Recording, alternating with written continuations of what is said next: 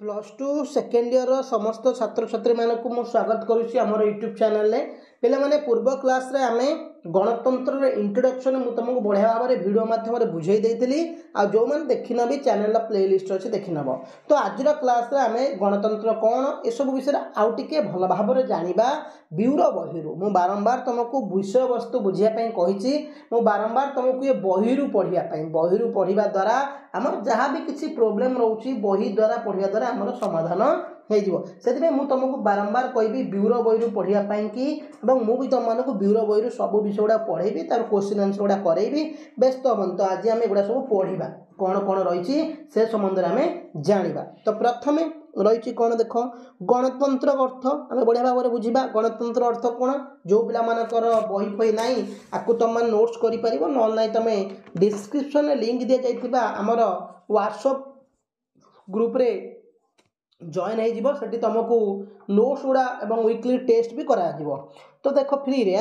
गणतंत्र अर्थ मु तुमको भल भाव में प्रथम क्लास रे गणतंत्र कौन बुझेइथिली आज बही देखा ना आधुनिक विश्व में गणतंत्र पद्धति सर्वश्रेष्ठ शासन व्यवस्था। आधुनिक विश्व में गणतंत्र पद्धति होची सर्वश्रेष्ठ कौन शासन व्यवस्था सरकार रूप में स्वीकृति लाभ करियछि कौन अच्छी ना सरकार रूपे स्वीकृति लाभ करियछि। वर्तमान प्राय पृथ्वीर अधिकांश राष्ट्र गणतंत्र प्रचलित आम जाचे वर्तमान प्राय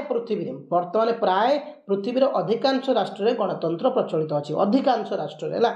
गणतंत्र डेमोक्रासी ग्रीक शब्द डेमोस और क्राटस नामक बा क्रासिया नामक दुईटी शब्द आसी आम कौन ना गणतंत्र जो इंग्राजी प्रतिशब्द थिला से दुईटी शब्द आसाला गोटे हूँ कौन डेमोस और क्रासिया है डेमोस अर्थ कौन गण बा लोक मैंने क्राटस अर्थ क्षमता ओके गणतंत्र अर्थ गण क्षमता बा जनसाधारण सरकार। तो आमर आखिरिक अर्थ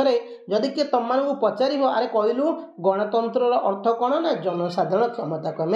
बुझीपर। अब्राहम लिंकन मतरे गणतंत्र हूँ लोक द्वारा लोक उद्दिष्ट सरकार। तो अब्राहम लिंकन कौन कहते ना गणतंत्र हूँ लोक द्वारा लोक एक उद्दिष्ट सरकार। आ सिली कौन कहते ना गणतंत्र हूँ एक सरकार जो प्रत्येक व्यक्ति अंश रही गणतंत्र हूँ एक सरकार जो प्रत्येक व्यक्ति अंश रही। सुतरां गणतंत्र हूँ एपरी एक सरकार जो राष्ट्र प्रत्येक नागरिक प्रत्येक भाव में परोक्ष भाव में राष्ट्र परिचालना आईन प्रणयन नीति अंशग्रहण करते माने गणतंत्र आम प्रत्येक व्यक्ति प्रत्यक्ष भाव में अंशग्रहण करी परोक्ष भाव में अंशग्रहण करी आम आमर सब कार्य करूँ। तो गणतंत्र बुझीगला ना ग्रीक शब्द आसला भारतर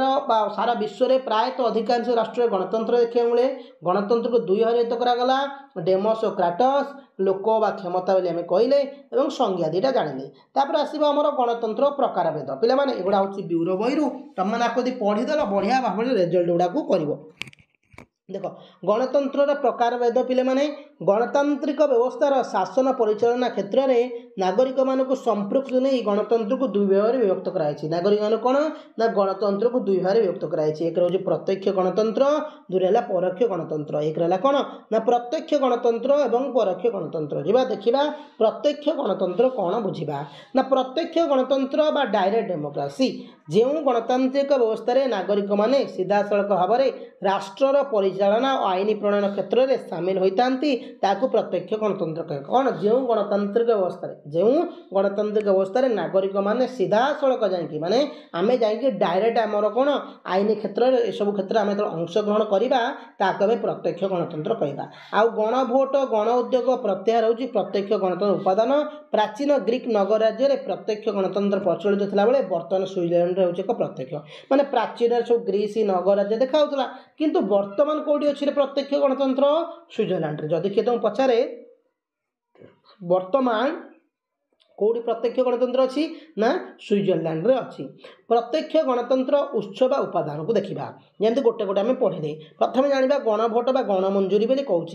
गणभोट को आम गणमंजूरी भी कहवा गणभोट कहवा। प्रत्यक्ष गणतंत्र रे विधानमंडल बा व्यवस्थापिका द्वारा गृहीत बिल बा विधायक को जनसाधारण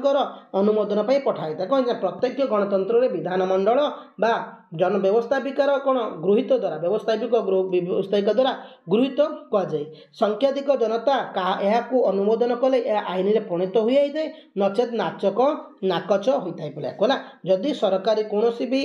कौन जदि जनसाधारण कौन जिनसा देले कि कौन आईन प्रणयन करागला जनसाधारण कौन इस्तार कले ना मानिले ना नाकच हो गण उद्योग गण प्रचेष्टा कहवा यह हूँ प्रत्यक्ष गणतंत्र द्वितीय अंश यही व्यवस्था अनुसार प्रत्यक्ष गणतंत्र नागरिक माने आवश्यक मन हेले आईन प्रणयन पर निजे निजे विधेयक बिल प्रस्तुत करते मध्यम कौन होता है नागरिक माने निजे निजे बिल प्रस्तुत करते विधेयक विधानमंडल में आवश्यक संख्यागरिष्ठता मत अनुमोदन हेले आईन में परिणत होता है प्रत्याहार कौन पिले माने